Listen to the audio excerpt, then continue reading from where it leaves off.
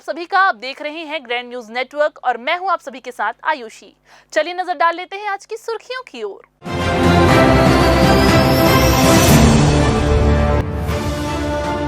शराब माफियाओं की धमकी को लेकर पूर्व सीएम बघेल ने भाजपा पर किया हमला। पूछा, कहां है सुशासन?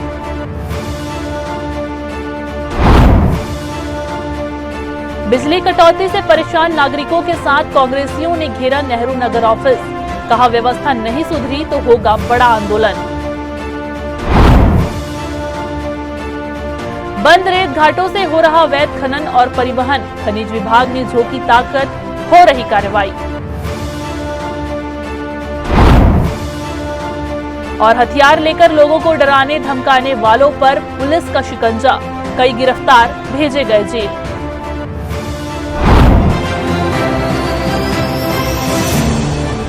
तो ये थी आज की सुर्खियां और अब खबरें विस्तार से। बिलासपुर जिले के मस्तूरी क्षेत्र के लिमतरा गांव में अवैध शराब कारोबार को लेकर एक बार फिर से सियासत गर्मा गई है। शराब माफियाओं की खुलेआम धमकी का एक वीडियो सोशल मीडिया पर वायरल हुआ है, जिसमें सरपंच को जान से मारने की बात कही जा रही है। इस मामले में सरपंच ने थाने में लिखित शिकायत दर्ज कराई है। इधर इस मुद्दे को लेकर पूर्व मुख्यमंत्री भूपेश बघेल और कांग्रेस ने भाजपा सरकार को आड़े हाथों लिया है। भूपेश बघेल ने सोशल मीडिया पर पोस्ट करते हुए लिखा कि छत्तीसगढ़ में नशाखोरी को भाजपा शासन का संरक्षण प्राप्त है। उन्होंने सरकार पर तंज कसते हुए कहा कि जब शराब माफिया खुलेआम सरपंचों को धमकी दे रहे हैं तो आम लोगों की सुरक्षा की क्या गारंटी है। कांग्रेस का आरोप है कि भाजपा की सरकार में सुशासन नाम की कोई चीज बची ही नहीं है और अपराधियों के हौसले बुलंद है।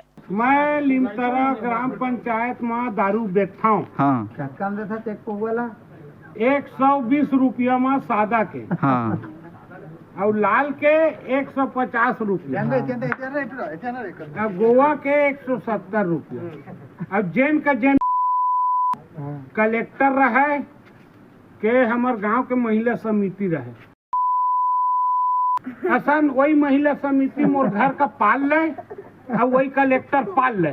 सोशल मीडिया के माध्यम से हमें एक वीडियो प्राप्त हुआ था, जो कि लिमतरा का निवासी एक व्यक्ति अपने आप को बता रहा था और शराब बेचता हूँ ऐसा बोल रहा था। वीडियो को तत्काल संज्ञान में लेते हुए उसके घर पे रेड कार्रवाई की गई। वह व्यक्ति राम कुमार यादव जो है वो लिमतरा निवासी है। चेक किया गया किंतु उसके द्वारा शराब बेचना नहीं पाया गया। गांव में भी तस्दीक की गई, जिसका शराब बेचना नहीं पाए जाने के उपरांत भी उसको थाने लेकर के आकर के उससे पूछताछ की गई और वीडियो के संबंध में जानकारी लेने पर उसके द्वारा नशे की हालत में इस प्रकार का वीडियो जो है बनाना और इसको वायरल बाद में होना, ऐसा उसके द्वारा बताया गया। तो विगत 10 जून को ही जैसे ही वीडियो के बारे में पता चला था, उस पर तत्काल हमने प्रतिबंधक धाराओं के तहत कार्रवाई कर दी थी और बिलासपुर पुलिस का यह प्रहार जो है अवैध गतिविधियों पर लगातार चल रहा है और आगे भी जारी रहेगा। मुख्यमंत्री विष्णुदेव साय की अध्यक्षता में 18 जून को सिविल लाइन स्थित निवास कार्यालय में आयोजित मंत्री परिषद की बैठक में कई जनहितकारी फैसले लिए गए।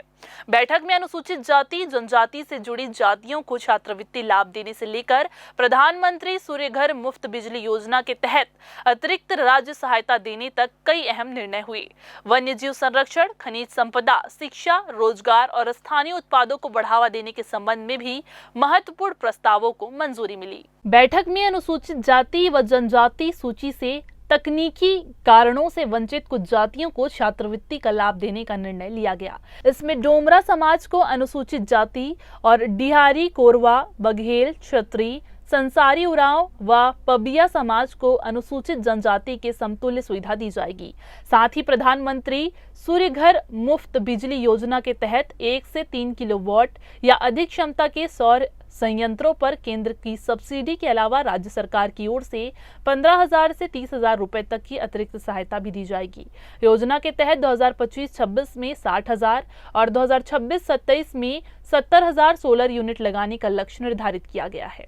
वन्यजीव संरक्षण को मजबूती देने के लिए छत्तीसगढ़ टाइगर फाउंडेशन सोसाइटी के गठन को मंजूरी दी गई है, जो बाघों समेत अन्य वन्य जीवों के संरक्षण, इको टूरिज्म के प्रोत्साहन, पर्यावरणीय शिक्षा और स्थानीय समुदायों की भागीदारी सुनिश्चित करेगी। इसके अलावा जशपुर के पारंपरिक महुआ और हर्बल उत्पादों को बढ़ावा देने के लिए जश प्योर ब्रांड को राज्य शासन या CSIDC को हस्तांतरित करने की सहमति दी गई। कैमरामैन गोलू कश्यप के साथ पिंटू दुबे की report. Pandit Sundarlal Sharma open university द्वारा 29 जून 2025 को आयोजित की जाने वाली प्री बीएड और प्री डीएलएड परीक्षा को स्थगित कर दिया गया है। आप सभी को बता दें कि ये प्रवेश परीक्षा इसलिए स्थगित की गई क्योंकि पीएससी की मेंस परीक्षा भी उसी दिन आयोजित होने वाली है। जी हां, दोनों परीक्षाएं एक ही तिथि पर होने से अभ्यर्थियों को असुविधा से बचाने के लिए यूनिवर्सिटी ने अपनी प्रवेश परीक्षा की तिथि अब 20 जुलाई 2025 निर्धारित की है। प्री बीएड और डीएलएड पाठ्यक्रमों के लिए ऑनलाइन आवेदन प्रक्रिया 28 मार्च से प्रारंभ होकर 12 जून को पूर्ण हुई थी। इसके बाद परीक्षा की तैयारी की जा रही थी, लेकिन पीएससी परीक्षा की समय सारणी से टकराव के कारण तारीख में बदलाव आवश्यक हो गया।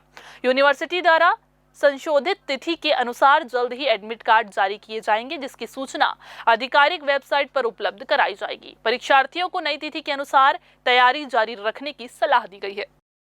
समाज कल्याण विभाग द्वारा संचालित शासकीय आश्रय दत्त कर्मशाला में प्रशिक्षण के लिए नए बच्चों की प्रवेश प्रक्रिया शुरू हो गई है। 15 जून से 15 जुलाई तक विभाग द्वारा विभिन्न कार्यक्रमों, जागरूकता अभियान, शिविर के माध्यम से बच्चों का प्रवेश लिया जाएगा।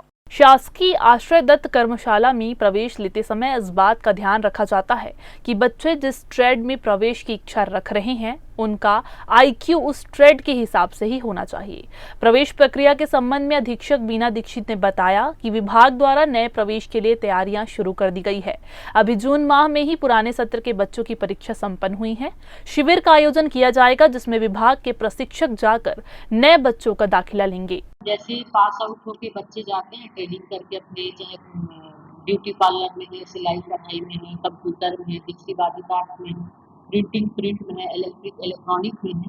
जैसे पास आउट होके गए उसके बाद ये कहीं भी अगर प्लेसमेंट में या हमारी नज़र में कहीं व्यवसाय के इनके रोजगार के लिए दिखता है तो वहाँ इनके लिए परसू करते हैं, पहल करके इनको वहाँ अपने आर्थिक स्थिति को मजबूत करने के लिए इनको हम स्वावलंबन बनाते हैं। एडमिशन प्रारंभ करते हैं जो 10 जून से स्टार्ट है, 31 जुलाई तक चलेगा।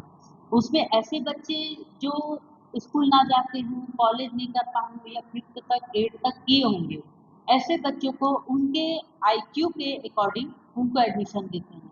अगर वो 10th क्लियर हैं तो उनको हम कंप्यूटर में, 8th में है तो इलेक्ट्रॉनिक में, 5th में है तो उनको सिलाई कढ़ाई में, प्रिंट में, ब्यूटी पार्लर में ऐसे बच्चों को रखा जाता है। उसके अलावा उसमें दस्तावेज जो उनकी है, शैक्षणिक योग्यता है उनकी, जाति है, निवास है, आय का आधार कार्ड है, जाति आमदनी प्रमाण पत्र है, UDID कार्ड है, एक यूनिक ID कार्ड बनता है जो वो है, पासपोर्ट साइज की 2 फोटो लगती है। उसके अलावा उनके राशन कार्ड की छाया प्रति और बैंक पासबुक की छाया प्रति, इतनी चीज हम उनसे लेते हैं। उसके बाद टीचर को बैठा के एक काउंसलिंग करते हैं कि बच्चा उसके मतलब उस प्रशिक्षण के अकॉर्डिंग है कि नहीं, उसका चिन्हांकन करते हैं। उसके बाद उनको पूछते हैं बेटा किसमें ऐसे इस टाइप का आप करना चाहोगे, इसमें उसकी दिलचस्पी हो, फिर उसको रहती है सीट, उसमें उसको एडमिशन दे देती। हर मतलब ट्रेड में कम से कम 20-20 होनी चाहिए। उसके अलावा निःशुल्क है, किसी प्रकार की कोई शुल्क नहीं है। यहाँ पे लड़के और लड़कियों का रहने का है, दोनों का ऊपर में रहने का है, पूर्ण रूप से आवासीय है। सिर्फ अपने पहनने ओढ़ने के जो कपड़े हैं उनका वो लेते हैं, बाकी यहाँ खाना पीना भोजन का रहने का निःशुल्क है। इससे प्रशिक्षकों को और प्रशिक्षण लेने वाले विद्यार्थियों को दिक्कतें नहीं होती है। प्रशिक्षण के उपरांत विद्यार्थी आत्मनिर्भर होकर कोई भी व्यवसाय शुरू करते हैं। वर्तमान में विभाग द्वारा सीधे तौर पर इन विद्यार्थियों को किसी तरह का आर्थिक सहयोग नहीं मिलने की वजह से कई विद्यार्थी चाहकर भी अपना व्यवसाय नहीं खोल पा रहे हैं। इस संबंध में जब संयुक्त संचालक श्रीमती मैथ्यू से बात की गई तो उन्होंने बताया कि विभाग से आर्थिक मदद नहीं मिल पाती है। शासन द्वारा इन विद्यार्थियों को आर्थिक सहयोग देने के लिए एक सरकारी कर्मचारी का जमातदार होना जरूरी है। श्रीमती मैथ्यू ने आगे जानकारी दी कि वर्तमान में आश्रय दत्त में कंप्यूटर, ब्यूटी पार्लर, बुटीक सहित अन्य ट्रेड में प्रशिक्षण दिया जा रहा है। समाज कल्याण विभाग वित्त विकास निगम के तहत इनको लोन प्रदान करती है और उसमें कुछ दस्तावेज की आवश्यकता पड़ती है, जिसमें एक होता है कि गारंटर, जो गारंटर होना चाहिए कोई भी गवर्नमेंट जॉब करने वाला व्यक्ति। और इसके तहत यदि वो लोग आवेदन करते हैं कि सारे दस्तावेज उनके कंप्लीट हो जाते हैं तो हम डायरेक्टरेट उसको भेज देते हैं, वहाँ से स्वीकृति प्रदान की जाती है। ऐसे बहुत सारे दिव्यांगजन हैं जिनको हमने लोन प्रदान किया है और वो अपना रोजगार कर रहे हैं। जी के द्वारा एक योजना लागू हुई है मुद्रा लोन की। तो हम उनको यही सजेशन देते हैं कि उसमें वो अपना फॉर्म भर दें और वहाँ पे इनको वो दस्तावेज की जरूरत नहीं पड़ती है। जब 50,000 से शुरू होता है तो 50,000 इनको मुद्रा लोन यदि मिल जाता है तो कोई भी रोजगार को प्रारंभ करने के लिए उनके लिए देता है और छोटा मोटा रोजगार खोल सकते हैं उसमें, जिसमें इनको सब्सिडी भी मिलती है। तो उधर फिर हम सजेस्ट करते हैं। एक वर्ष के प्रशिक्षण के दौरान प्रशिक्षकों का प्रयास रहता है कि विद्यार्थियों को बारीकी के साथ उनके ट्रेड की शिक्षा दी जाए, जिससे आगे चलकर उसे रोजगार या व्यवसाय करने में किसी तरह की परेशानी ना हो। समय समय पर प्रशिक्षकों द्वारा विद्यार्थियों की परीक्षा भी ली जाती है। विभाग द्वारा संचालित इन सभी ट्रेड का प्रशिक्षण यहाँ निःशुल्क है, जबकि बाहर में हजारों रुपए प्रशिक्षण के लिए देना होता है। सुश्री दीक्षित ने कहा कि समाज कल्याण विभाग सामाजिक गतिविधि के माध्यम से ऐसे बच्चों को समाज में जोड़ने का प्रयास करती है। इस दौरान इनके लिए विविध आयोजन भी करवाए जाते हैं, जिससे स्पेशल बच्चे अपने आप को अलग महसूस ना करें और पूरे आत्मविश्वास के साथ भविष्य को बेहतर बनाने के लिए संकल्पित रहे। कैमरामैन राकेश मिश्रा के साथ भारतेंदु कौशिक की रिपोर्ट। फिलहाल वक्त हो चला है एक छोटा सा ब्रेक लेने का। ब्रेक के बाद हम आपको बताएंगे कि किस तरह से बिलासपुर में बिजली ऑफिस का घेराव किया गया। आप बने रहिए ग्रैंड न्यूज के साथ।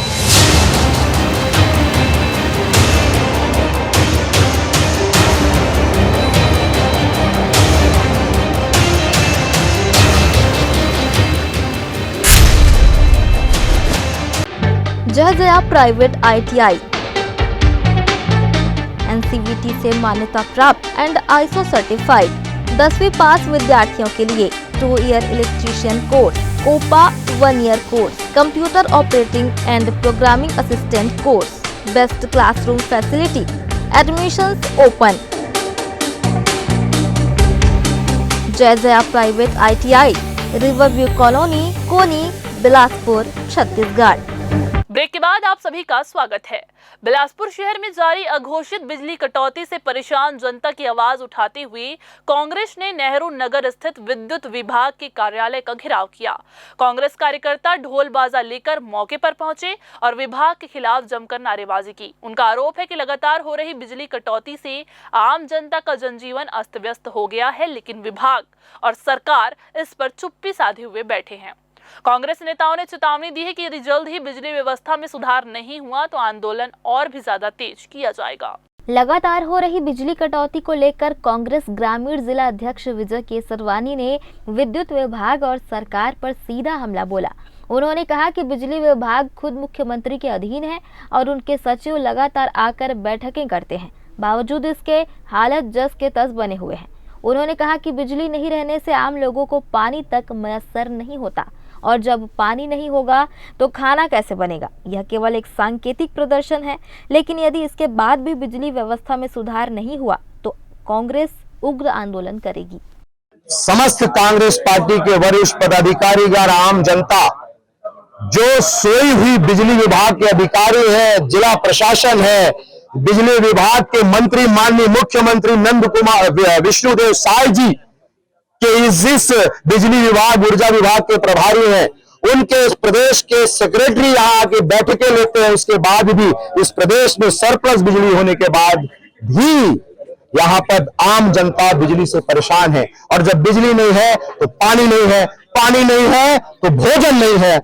इस प्रदेश में और इस बिलासपुर जिले में बहुत ही भयावह स्थिति हो चुकी है और इन आम जनता को जिस तरीके से बिजली विभाग परेशान कर रहा है, इस सरकार परेशान कर रही है, उसको लेकर कांग्रेस पार्टी आंदोलन कर रही है। इससे पहले भी हमने यहाँ के चीफ इंजीनियर को ज्ञापन देकर सचेत किया था कि यहाँ पर 24 घंटे बिजली का उत्पादन, बिजली की पूर्ति की जाए और नहीं कर रहे हैं। आज ये आंदोलन सांकेतिक आंदोलन है। इसके बाद अगर हमारी मांगें नहीं पूरी होती तो एक जन आंदोलन बिजली विभाग के खिलाफ किया जाएगा, जिसकी संपूर्ण जवाबदारी यहाँ की सरकार की, यहाँ के अधिकारियों की होगी। नैतिक जवाबदारी उनकी है, इसलिए इस समस्या का समाधान करना चाहिए। नेहरू नगर जोन के मुख्य कार्यपालन अभियंता मुख्तियार अंसारी ने कांग्रेस के प्रदर्शन के बाद प्रतिक्रिया देते हुए कहा कि आज कार्यालय पहुंचे सभी लोगों को आश्वासन दिया गया है कि जल्द ही बिजली व्यवस्था में सुधार किया जाए। बिजली कटौती ज्यादा हो रहा है, खराबी ज्यादा आ रहा है, उसके संबंध में हमने आश्वस्त किया है कि हम जल्द से जल्द इसका वो निराकरण करने की कोशिश करेंगे। लगातार ये शिकायत करें कि नेहरू नगर में बिजली गुल हो रही है और बाकी जगह समस्या कम आ रही है, यहाँ कुछ तकनीकी खराबी है, रात में आता है, लोड की वजह से हुआ है। और बीच में आप लोग सभी को परिचित हैं कि बीच में प्राकृतिक विपदा आया था, हवा तूफान आया था, उसमें काफी ज्यादा क्षति आया था और उसमें हमने काफी प्रयास किया और हमने उसी दिन रात में मेल लाइन को हमने चालू कर लिया था और मेल LT लाइन, आपके डिस्ट्रीब्यूशन लाइन और जो आपके घरों के जो सर्विस तार आती है वो भी टूट गया था, जिसमें बारिश करके हमने सभी जगह सुधार कार्य किया था। और हमने पहले दिन तो हमने HT लाइन को दुरुस्त कर लिया था, बाकी एक आध दिन 2 दिन के अंदर हमने बाकी सब ठीक कर लिया था। अभी जो आ रही समस्या, इसके बारे में हम कर्मचारियों को बोल के रखें, हम भी तत्पर हैं, कोशिश करते हैं कि लगातार जिससे जल्दी हो सके इस पे हम लोग निराकरण कर सकते हैं। आगे क्या कुछ रोड मैप आपने बनाया है क्या? कुछ अभी आज के बारे में हम अपने उच्च अधिकारियों से चर्चा करेंगे इसके बारे में। पूरी गर्मी में बिजली ने लोगों को बेहाल किया। अब बरसात का मौसम आने वाला है और इसमें भी वही स्थिति होने वाली है। इसे भांपकर कांग्रेस ने आंदोलन का रास्ता अख्तियार किया है। अब देखना होगा कि आने वाले दिनों में लोगों को राहत मिलती है या इसी तरह परेशानी का सामना करना पड़ता है। ग्रैंड न्यूज के लिए कैमरामैन गोलू कश्यप के साथ पिंटू दुबे की रिपोर्ट। छत्तीसगढ़ तृतीय वर्ग कर्मचारी संघ ने प्रदेश के कर्मचारियों की ज्वलंत समस्याओं के समाधान में देरी को लेकर 18 जून तक कोई ठोस निर्णय न होने पर बुधवार को कलेक्टर के माध्यम से मुख्यमंत्री के नाम ज्ञापन सौंपा। संघ के पदाधिकारी और सदस्य पुरानी कंपोजिट बिल्डिंग से रैली निकालकर कलेक्ट्रेट पहुंचे और अपनी मांगों को लेकर शासन को जेताया है। केंद्र और मध्य प्रदेश के कर्मचारियों को पेंशनरों को 55% महंगाई भत्ता दिया जा रहा है, जबकि छत्तीसगढ़ के कर्मचारियों व पेंशनरों को अभी 53% ही मिल रहा है। इसके अतिरिक्त सेवानिवृत्ति के लिए अवकाश की अधिकतम सीमा को 240 दिन से बढ़ाकर 300 दिन किए जाने की मांग की गई है। साथ ही शिक्षकों, लिपिकों और अन्य संवर्गों की वेतन विसंगतियों को दूर करने के लिए गठित समिति की रिपोर्ट पर शीघ्र निर्णय की मांग भी की गई। छत्तीसगढ़ सरकार के जो कर्मचारी और पेंशनर साथी हैं, उनके लिए अभी तक किसी भी प्रकार का सरकार का कुछ बुगाहट नहीं है। हमने उस दिन निर्णय लिया था कि छत्तीसगढ़ के जितने हमारे जो कर्मचारी साथी हैं, पेंशनर हैं, उनके महंगाई भत्ता के साथ ही 4 स्तरीय वेतनमान, हमारे जो 240 दिन के स्थान पर 300 दिन का मतलब अर्जित अवकाश, हमारे जो डेली वेजेस कर्मचारी हैं, जिनके मतलब कि अनियमित कर्मचारी, संविदा कर्मचारी हैं, उन कर्मचारियों का मध्य प्रदेश सरकार ने सेवा सुरक्षा के साथ रिक्त पदों पर नियुक्ति करने का भी आदेश जारी किया है। लेकिन छत्तीसगढ़ सरकार द्वारा किसी भी प्रकार का इस टाइप का कोई भी निर्णय नहीं लिया जाना, हमारे डेली वेजेस कर्मचारी, संविदा कर्मचारी के साथ ही जो हमारे ऐसे कर्मचारी जो वर्षों से काम कर रहे हैं, उनके लिए कुठाराघात हो रहा है। हमारा मांग है कि सरकार इस पर जल्दी निर्णय ले, अन्यथा हम आगे भी इस पर कार्यवाही करेंगे। और खास तौर पर पेंशनरों का जो महंगाई भत्ता है, महंगाई राहत जिसको बोलते हैं, वो रेगुलर कर्मचारियों को मिलने के 6-8 महीना बाद मिलता है। इसको लेकर बहुत असंतोष है। कहा जाता है कि मध्य प्रदेश छत्तीसगढ़ के बीच में ऐसा समझौता है कि 24% और 27-26% का जो 76% का जो रेशो है पेंशनरों को भुगतान करने का, उसमें अड़चन है। लेकिन ये सब बकवास है। सरकार चाहे भुगतान कर सकती है। और खास तौर पे जो पेंशनर साथी हैं, उनके मेडिकल की सबसे बड़ी समस्या है। उनको मेडिकल रिएम्बर्स नहीं होते, उनको चिकित्सा संबंधी समस्याएं आती हैं। ये मुख्य मुद्दा है जिसको लेकर पूरे प्रदेश के अधिकारी, कर्मचारी, पेंशनर आज के इस प्रदर्शन में शामिल होकर अपनी एकजुटता बताते हुए तृतीय वर्ग कर्मचारी संघ के साथ इन मांगों का समर्थन में आज ये प्रदर्शन करके ज्ञापन दे रहे हैं। और जो हम लोग आज पहल कर रहे हैं महंगाई भत्ता को लेकर उससे वृद्धि करने के लिए, वो हमको लाभ मिलना चाहिए, जिससे हम लोग आज इस धरने पे उपस्थित हुए 18 दिन को। इससे सभी राज्य में और सभी जिले में भी ये धरना का प्रदर्शन किया जा रहा है। संघ ने स्पष्ट किया कि यदि समय रहते शासन ने कोई निर्णय नहीं लिया तो आगे व्यापक आंदोलन किया जाएगा। कर्मचारियों ने अपनी मांगों को न्याय संगत और आवश्यक बताते हुए शीघ्र निराकरण की अपील की है। ग्रैंड न्यूज के लिए राकेश मिश्रा के साथ राहुल ठाकुर की रिपोर्ट। जिला शिक्षा अधिकारी अनिल तिवारी सहित अन्य अधिकारियों द्वारा जिले के बिल्हा एवं मस्तूरी ब्लॉक अंतर्गत विभिन्न शासकीय शालाओं का आकस्मिक निरीक्षण किया गया।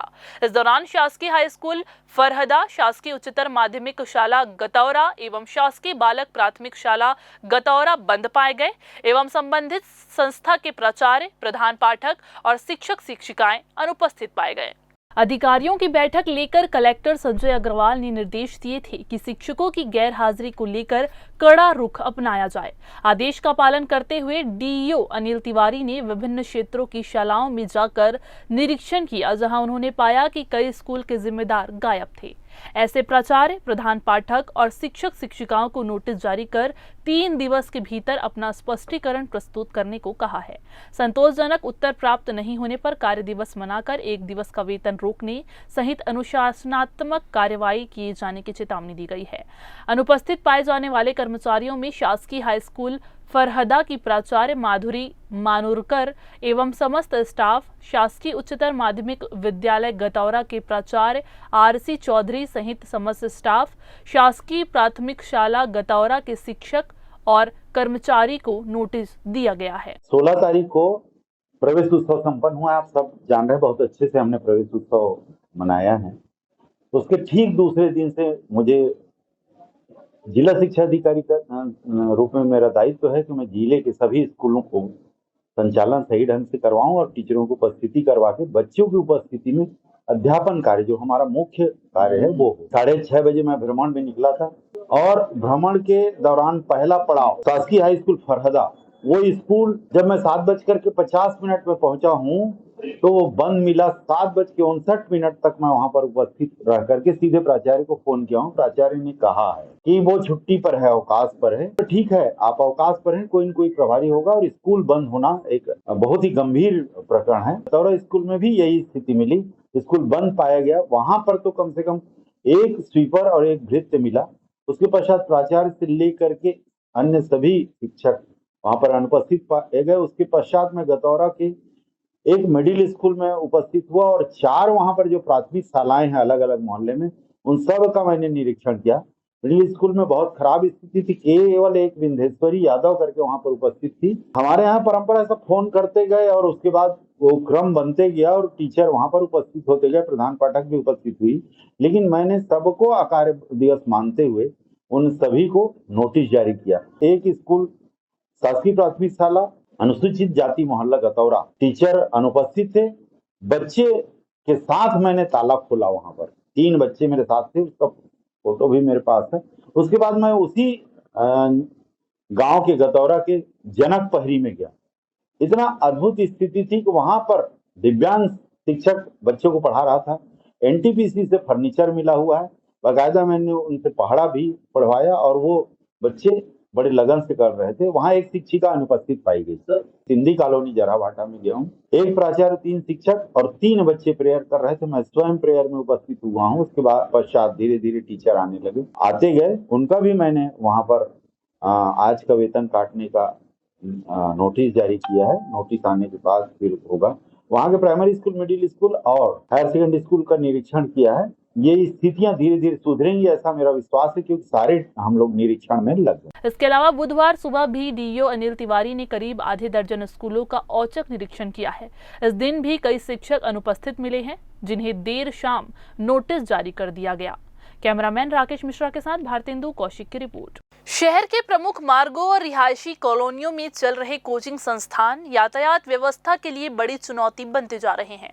इन संस्थानों के पास पार्किंग की सुविधा नहीं है, जिससे छात्र छात्राएं सड़क किनारे ही अपने वाहन खड़े कर देते हैं। इसका सीधा असर ट्रैफिक पर पड़ता है और आए दिन जाम की स्थिति बनती है। गांधी चौक, दयालबंद, मंगला चौक, राजेंद्र नगर, राजकिशोर नगर, महाराणा प्रताप चौक, सरकंडा जैसे क्षेत्रों में कई कोचिंग क्लासेस संचालित होती है।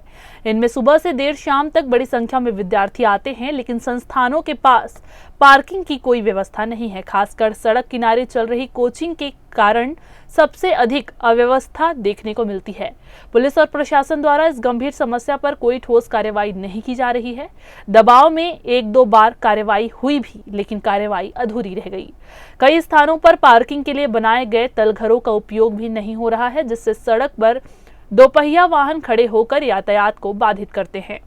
जी देखिए, शहर में कोचिंग संस्था तो बहुत है और उनके पास में पार्किंग की जगह नहीं है, जिसकी वजह से गाड़ियाँ रोड पे खड़ी कर देते हैं और आने जाने वाले पब्लिक को काफ़ी परेशानियों का सामना करना पड़ता है और गाड़ी की वजह से घंटों जाम लग जाता है।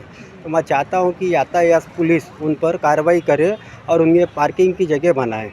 कोचिंग संस्थानों के बाहर खड़े वाहनों की चोरी की घटनाएं भी सामने आई हैं। कई बार पुलिस थानों में शिकायतें की गई, लेकिन अब तक किसी भी चोरी का खुलासा नहीं हो सका। इस मामले में कोचिंग प्रबंधन खुद को जिम्मेदार मानने से इनकार कर देते हैं और पूरी जिम्मेदारी विद्यार्थी या उनके अभिभावकों पर डाल दी जाती है। बिना पार्किंग के चल रहे कोचिंग संस्थानों के खिलाफ पुलिस और प्रशासन की निष्क्रियता पर आमजन में आक्रोश है। इनकी लापरवाही से न केवल यातायात व्यवस्था चरमराई है, बल्कि लोगों को दिन प्रतिदिन आवाजाही में दिक्कतों का सामना करना पड़ता है। कई जगहों पर तो कोचिंग संचालकों ने गलियों और सड़कों के बड़े हिस्से पर भी कब्जा कर लिया है। इस संबंध में आदरणीय पुलिस अधीक्षक महोदय के दिशा निर्देश पर और उनकी उपस्थिति में और अन्य अधिकारियों की उपस्थिति में एक बड़ी मीटिंग ली गई थी पूरे शहर के समस्त कोचिंग संचालकों का।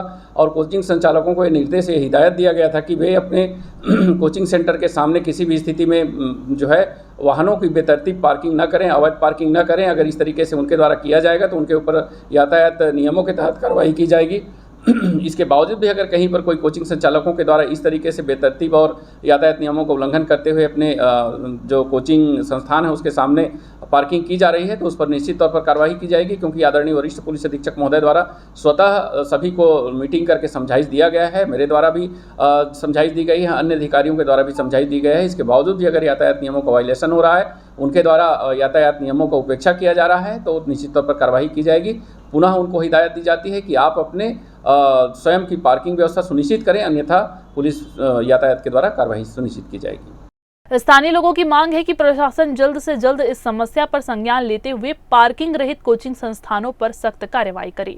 साथ ही ऐसे संस्थानों को स्पष्ट निर्देश दिया जाए कि वे पार्किंग व्यवस्था सुनिश्चित किए बिना संचालन न करें, ताकि शहर की यातायात व्यवस्था सुधर सके और आमजन को राहत मिल सके। कैमरामैन राकेश मिश्रा के साथ भारतेंदु कौशिक की रिपोर्ट। फिर से वक्त हो चला है एक छोटा सा ब्रेक लेने का। ब्रेक के बाद हम आपको एक खनिज कार्रवाई के बारे में बताने वाले हैं। आप कहीं मत जाइए, बने रहिए ग्रैंड न्यूज के साथ।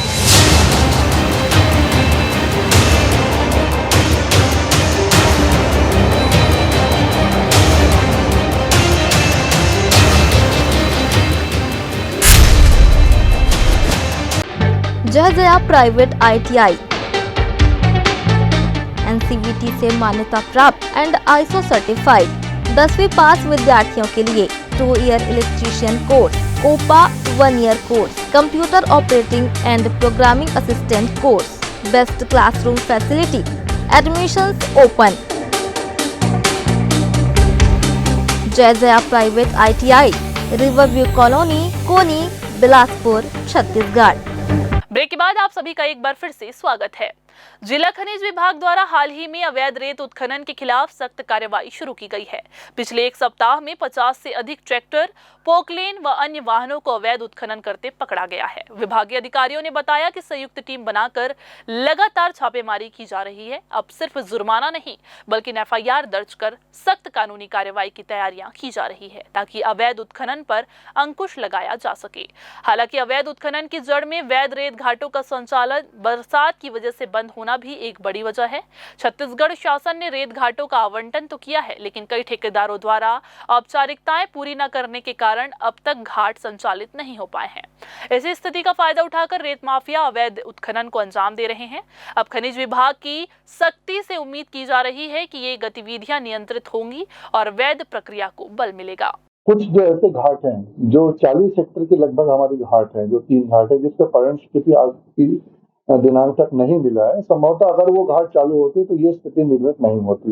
इतना तो स्पष्ट है इसमें कि जो वैध रेत घाट जितने ज्यादा रहेंगे उतना अवैध काम कम होगा। अभी जो शासन से हमको निर्देश मिले हुए हैं, शासन के निर्देश में अधिकाधिक रेत घाट हमको खोलने हैं, जिसके लिए कलेक्टर साहब ने कमेटी को निर्देशित भी किया था और हमने नए नए घाट चिन्हांकित भी किए हैं। 9 रेत घाट के लिए हमने रिपोर्ट जो है SDM को, माइनिंग इंस्पेक्टर को जारी किया हुआ है। वो 9 रेत घाट जैसे हमारे पास रिपोर्ट आ जाती है तो हम जो भी नियम आगे लागू होता है उस नियम के तहत में हम उसमें जल्दी से जल्दी रेत घाट और नए घोषित करेंगे और स्वीकृत करेंगे। रेत घाट की जो नीलामी की प्रक्रिया तो तत्काल लागू होनी है, उसमें इस बार जो रहेगा वो ऑनलाइन प्रोसेस से होना है। तो ऑनलाइन प्रोसेस के समय जैसे हमको निर्देश वहां से होगा कि ऑनलाइन प्रोसेस की नीलामी आप करा दीजिए, हम अपनी तैयारी पूरी रखे हुए हैं। जिस दिन ये निर्देश आ जाएगा उस दिन हम तैयारी इनके हिसाब से घाटे की नीलामी करेंगे। बिलासपुर के सकरी थाना क्षेत्र में शराब पीने के नाम पर अवैध वसूली का मामला सामने आया है, जिसमें पुलिस ने त्वरित कार्रवाई करते हुए 3 आरोपियों को गिरफ्तार किया है। जानकारी के मुताबिक आरोपी राहुल मखीजा, अजय और मुरली मखीजा ने एक व्यक्ति से शराब पीने के लिए जबरदस्ती पैसे की मांग की और इनकार करने पर उसके साथ मारपीट की। पीड़ित की शिकायत पर सकरी पुलिस ने तीनों आरोपियों को हिरासत में लेकर पूछताछ शुरू कर दी है। फिलहाल आरोपियों के खिलाफ आगे की कानूनी कार्रवाई की जा रही है। मामला सकरी थाना क्षेत्र का, जहाँ शराबभट्टी के पास कुछ व्यक्ति एक प्रार्थी के साथ मारपीट कर रहे थे और उनसे शराब पीने का पैसा मांग रहे थे, जिस पर प्रार्थी के द्वारा थाना सकरी में रिपोर्ट दर्ज कराया गया। पुलिस द्वारा तत्काल कार्रवाई करते हुए 3 आरोपी, जिसमें राहुल माखीजा, अजय और मुरली माखीजा, तीनों को पुलिस ने गिरफ्तार कर लिया है और इन्हें न्यायिक रिमांड में भेजा गया। पुलिस लगातार ऐसे बदमाश व्यक्तियों पर लगातार कार्रवाई कर रही है और आगे भी करते रहेगी। राष्ट्रीय राजमार्ग की सुरक्षा पर अब चोरों की नजर लग गई है। करोड़ों रुपए की लागत से बनाए गए सुरक्षा रेलिंग और पाइप, जिन्हें कैटल रन और सड़क हादसों को रोकने के लिए लगाया गया था, अब वो चोरी हो रहे हैं। बिलासपुर मुंगेली रोड में सकरी से लेकर कानन पिंडारी तक हाईवे किनारे लगी संरचनाएं धीरे धीरे गायब हो रही है। NHAI ने सड़क डिवाइडर और किनारों पर सरिया और एंगल से बनी रेलिंग लगाई थी, ताकि मवेशी सड़क पर ना आए और आमने सामने की टक्कर रोकी जा सके। इसके साथ ही पैदल चलने वाले और 2 पहिया वाहन चालकों की सुरक्षा का भी प्रबंध किया गया था। लेकिन अब जब ये रेलिंग चोरी हो चुकी है, मवेशी रात के समय सड़क पर ही बैठ जाते हैं, जिससे लगातार हादसे हो रहे हैं। ना तो इसे रोका जा रहा है, न ही नई रेलिंग लगाई जा रही है। आप सभी को बता दें कि NH में 24 घंटे पेट्रोलिंग करने वाली एजेंसियों द्वारा अब तक इन रेलिंग चोरों को पकड़ा नहीं जा सका है, जिससे NHAI और पुलिस की निगरानी तंत्र पर अब सवाल उठने लगे हैं। लाखों रुपए खर्च कर सड़क सुरक्षा के लिए बनाई गई ये व्यवस्था किस तरह चोरों की भेंट चढ़ गई है, आसानी से देखा और समझा जा सकता है। कई वाहन चालक इन गायब रेलिंग्स के कारण जानवरों से टकराकर चोटिल भी हो चुके हैं। रेलिंग न केवल रायपुर रोड से चोरी हो रही है, बल्कि बिलासपुर तखतपुर रोड में सकरी से पिंडारी गांव तक लगाए गए रेलिंग को भी चोरों ने काट काट करके पार कर दिया है। इसमें चिंता की बात तो ये है कि जहां जहां रेलिंग चोरी हुई है, वहां से 200 से 500 मीटर की दूरी पर पुलिस थाने भी है। सकरी में भी थाने के पास से रेलिंग को काटकर चोरी किया गया, लेकिन NH का मामला होने के कारण पुलिस भी इन चोरियों पर ध्यान नहीं दे रही है। बिलासपुर के कोनी थाना क्षेत्र अंतर्गत देवनगर के देहानपारा इलाके में अवैध शराब बिक्री का मामला सामने आया है। यहाँ एक युवक अपने किराना दुकान की आड़ में देशी प्लेन शराब बेच रहा था। सूचना मिलने पर पुलिस ने मौके पर दबिश देकर आरोपी को रंगे हाथों पकड़ लिया। आरोपी की पहचान 26 वर्षीय अशोक वर्मा के रूप में हुई है, जो दुकान में शराब छिपाकर ग्राहकों को सप्लाई कर रहा था। दुकान की तलाशी के दौरान पुलिस को एक नीले रंग के थैले में छुपाकर रखे गए 50 नग देशी प्लेन शराब की शीशियां मिली, जिनमें कुल 9000 मिलीलीटर शराब थी। बरामद शराब की अनुमानित कीमत करीब 4000 रुपए आंकी गई है। आरोपी के खिलाफ आबकारी एक्ट के तहत मामला दर्ज करते हुए उसे गिरफ्तार करके न्यायिक रिमांड पर जेल भेज दिया गया है। फिर से वक्त हो चला है एक छोटा सा ब्रेक लेने का। ब्रेक के बाद हम जल्द वापस आएंगे। आप बने रहिए ग्रैंड न्यूज के साथ।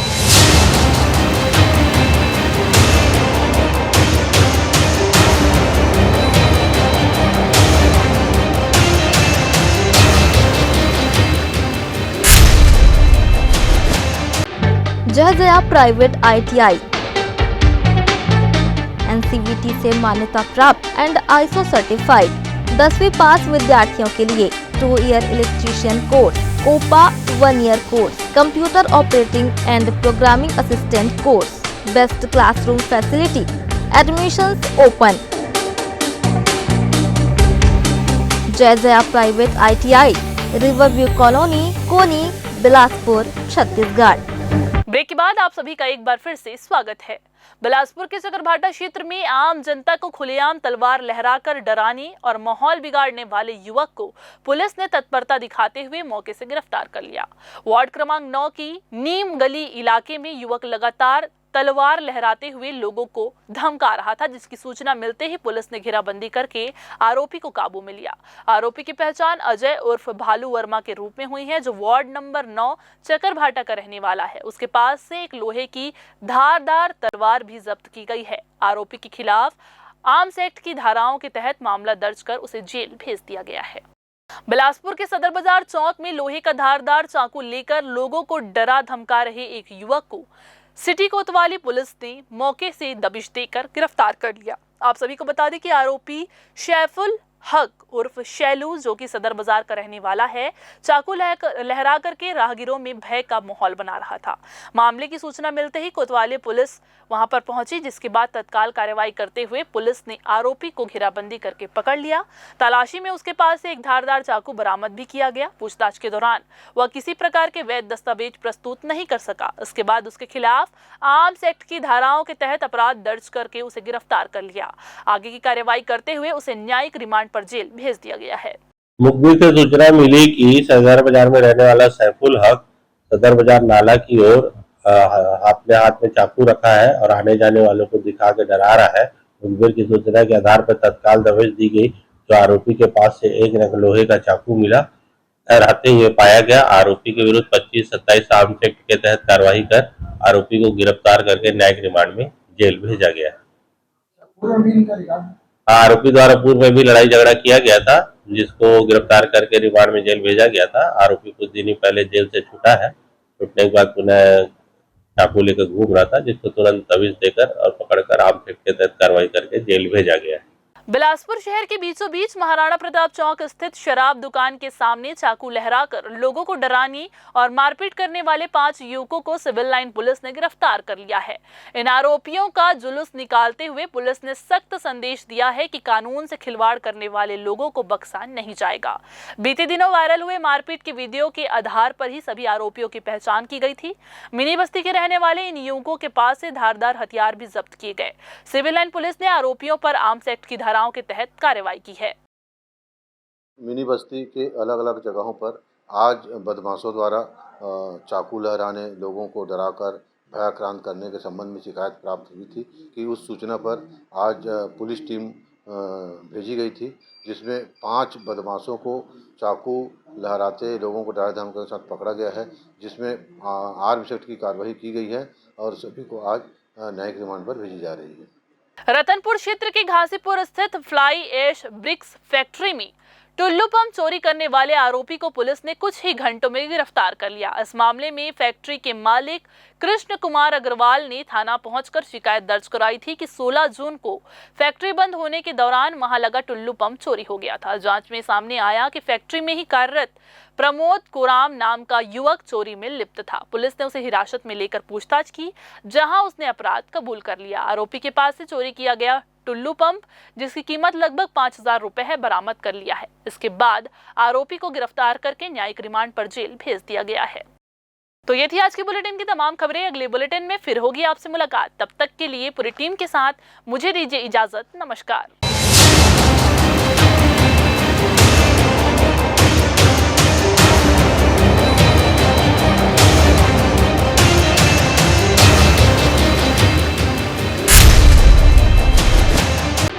जय जया प्राइवेट ITI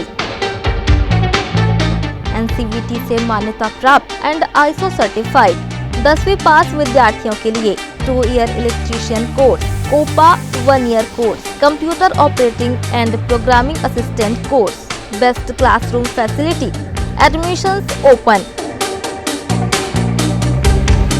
जय Jaya private ITI, Riverview colony, Koni, Bilaspur, Chhattisgarh.